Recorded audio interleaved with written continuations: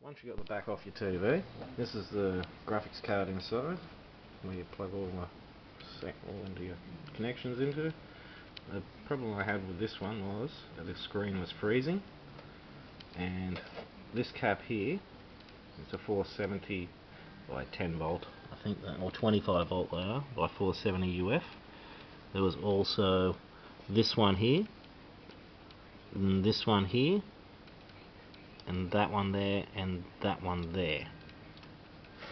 So you got that one there, it's a 470 by 25 volt.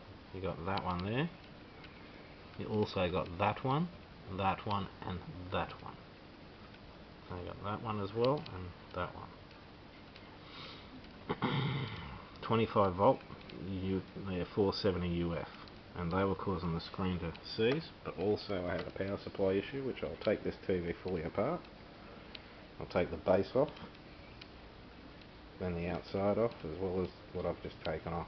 And there's a power supply over here. I'll show